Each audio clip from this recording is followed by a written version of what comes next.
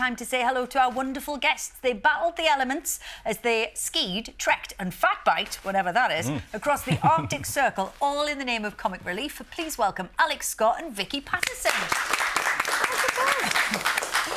Oh, welcome to you both. Alex, you actually sent us an update, didn't you, when you was at the Arctic? What did you get up to then over these 4 days? It looked like a pretty tough task. Jermaine, it was gruelling. That's why I remember sending the message thinking you and Alex would most probably be laughing at me because, you know, I hate the cold.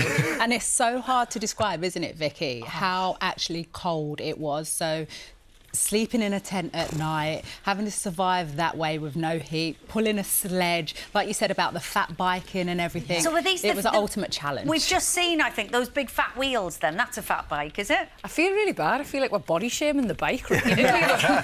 It was more just so... Because obviously some of the terrain's quite treacherous. At one point we went over like a frozen lake and stuff, and honestly, if you fall through that, you really do come a cropper. So the bike had a greater surface area to spread out our surface area, if that makes sense. That does make sense, Vicky, yeah. And, I mean, obviously, this is an all-women team as well. So joining you and Alex, you had Sarah Davies and Laura Whitmore. Did you bond very quickly as a group? Well, I mean, I had Alex's toe in my armpit within about 24 minutes of being there. Literally, really. And you're saying that's how you can keep warm, like you could potentially, because it's that cold, lose your fingers and toes. So you need to actually be as a team and help each other through. So that was our first bonding moment. Nice. And I mean, apart from the experience itself, why was it important that it was all women? So before we went, I actually did a day volunteering at a food bank up north, in South Tyneside, a stone's throw away from where I grew up. And I learned some pretty harrowing statistics. So, 3 out of 4 people who visit a food bank are going to be women. And that's because of things like 65% of the chores always fall to a woman in the household.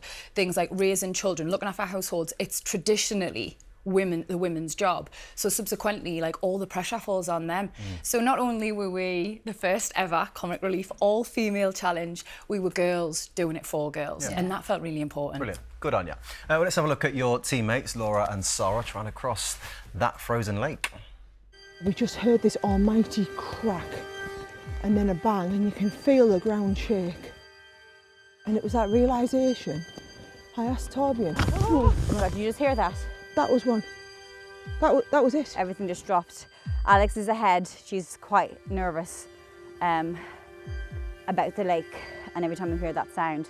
We're in a rush to get there before night, but we also just want to make sure we all get there together. It's definitely the most dangerous situation we've been in so far. Do you know what? My heart is pounding watching that again. So that's the sound of the ice moving underneath you.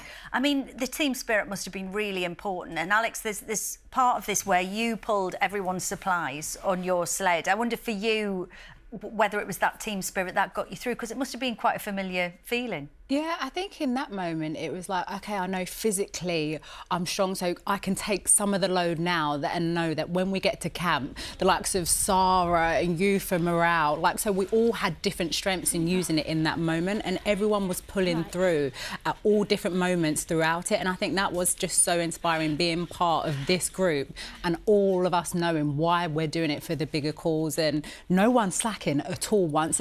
It's actually we were all trying to do more for each other.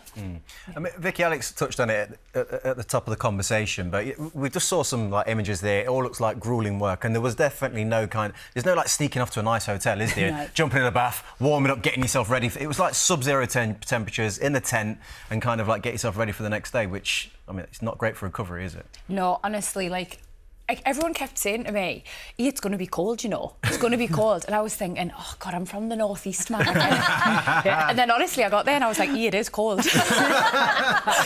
And, nothing could prepare you for it, honestly. No. Me and Al, I think we probably struggled most with the cold. And she's a real weapon. She's being so modest. The way she pulled them sledges, some days, honestly, without her, I just don't know if we would have got through. But everyone had their roles, you know. Laura was one mum, she was caring, she was how many layers you got on. Sarah was the morale. You can't be down around Sarah Davies, you know. And like I say, she was just a total weapon.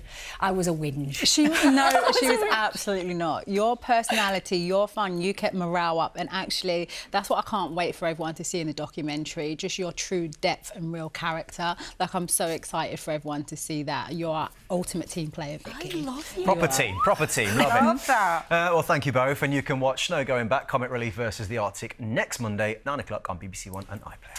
And you can still show your support for the team. You can donate any amount online. Head to bbc.co.uk/Red Nose Day. Or to donate 10, 20, 30 or £40, text the word 10, 20, 30 or 40 to 70703.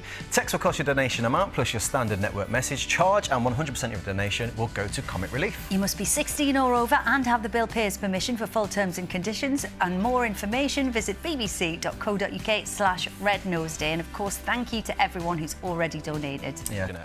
Alex, I mean, you engrossed in that. I could tell when you was watching it. I mean, it is amazing, though, isn't it? Just kind of how much football was lost in the women's game as well, in particular. And it's great for the families to be able to see that footage and have all those memories as well. And we always say, once a lioness, always a lioness. And we know we've always been standing on the shoulder of giants, and every generation has done their bit to get women's football to where it is today. So that film was amazing. Yeah, it is. So if you want to watch it as well, the Copa 71 documentary is in cinemas from Friday. Get down there and watch it. Definitely going to go and see that. Now it's time to welcome our next guest. We last chatted to him when he was starring in 222 A Ghost Story, and now he's back on stage. It's Jake Wood. Welcome,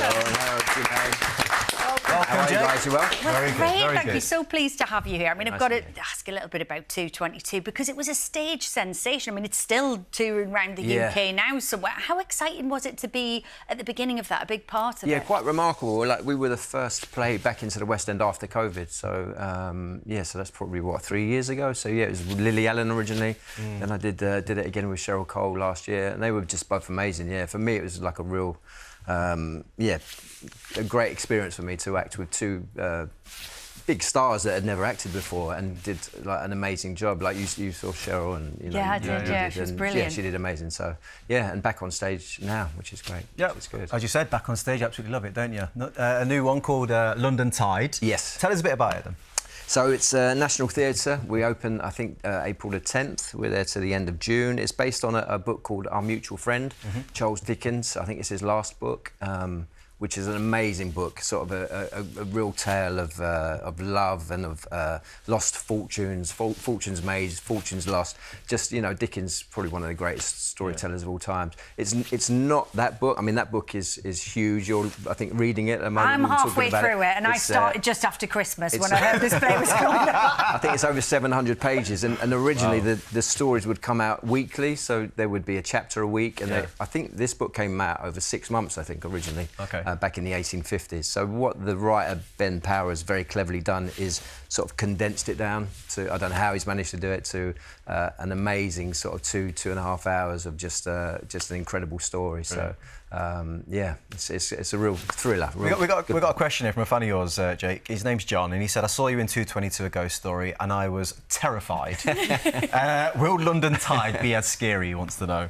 Well, London Tide is its own thing. Like, it's set in London, 1850s, and what Dickens did very beautifully was like capture the voices of the characters of those times. That I think is probably still relevant today. So I play a guy who works on the river, a boatman, and it opens. The opening scene is set in, you know, it's in the scene of the book is it's set on a. That's Gaffer Hexam, right? Gaffer Hexam, There you go, and the opening scene is set during a storm on the Thames, and a boat comes down, and it's Gaffer Hexam with his daughter Lizzie, and all of a sudden a body emerges, you know, and they pull the body out, and the story starts from there, and it's how sort of it's a mystery who the body is, how it affects other people, other families, and how all these characters are sort of tied together through this one sort of one event. So it's an amazing story, and we've got 12 new songs as well, which is very exciting, by PJ Harvey. I mean, so this is, I mean, a double Mercury Prize winner. Amazing. Creating the music yeah, for and this. she's there for the rehearsal period, so she's like singing every day. So we've got a sort of private concert every day, so it really doesn't feel like work at the moment. And these songs are amazing, and they're sort of like a breath in the action, because the play moves very quickly, and the sort of songs allow you into know how the characters are feeling at the time. Yeah. And her music is just like ethereal and beautiful. She's a musical genius. So if you're a fan of PJ Harvey's, you've got like an album's worth of songs there, and so I think the combination of those two things is something quite unique, and it just feels really special and magical, and I'm just looking forward for audiences to be able to see it. You're going to be singing yourself, Jake? I do have a song, solo song, so nice. It's a little bit daunting because I'm not a trained singer, and to do it in front of PJ Harvey obviously is a little bit intimidating. But no, it should be fun. I mean, I was never a trained dancer. I got to the semi-finals of Strictly Come Dancing. Just drop that one in. Just talented. Just talented, do you know what I mean? I love that. So I'm hoping it'll be okay. You walked Lily and Cheryl through 222. They've never done it before. People do stuff. Exactly. They try things. So I'm hoping it'll be okay. But the National is a great place, and I think they're really trying hard to get a new audience. And I think 25% of the tickets are £25 or less, and there's a lot of tickets that are at like £10. I think if you're aged 16 to 25, they're £10. So please come down and see the show. It's going to be a great night. It must be great, for yourself to delve into the character as well of Gaffer Hexam. What kind of research are you doing to kind of get the detail that you want for the show? Yeah, there's been a lot of research. We had an expert come in from a university, expert on Dickens, and then we also did a boat trip out on the Thames. We had a guy who was a 7th generation boatsman, so his family's been on the river for 7 generations, so we're going back to like the 1700s. So that's like living history right there. So his name was Chris, great guy. Amazing. And it was like almost like a direct link to the world that we're sort of discovering, which felt really relevant to now. Our play is set in 1850, but his family had been there. So, it was just amazing. So we went down to Limehouse, where a lot of the play is set, and it's sort of, it's like living history. Like the Thames is living history, isn't it? And the theatre's right on the river, so you can walk down and then go and see it. Perfect. Jake, thank you very much. And London Tide will be on at the National Theatre from the 10th of April, and tickets are available now. Got one here for you, Jake, from Georgia. She wants to know, would you make a return to the small screen anytime soon? Definitely, Georgia, yeah. I'm at the National till, end of June, then we'll see what happens after that, but yeah. For sure. Perfect. That's what I like to hear. Oh, so exciting, and so much love coming in for Alex and Vicky as well. Very best of luck for the 15th of March. There we go. Thank you to all our guests tonight. Alex and I will be back tomorrow with the stars of the new Guy Ritchie series, Theo James and Kaya Scodelario, plus comedian Susan Kalman, and Matt Allwright will be here with Watchdog. Have a lovely evening. Good night.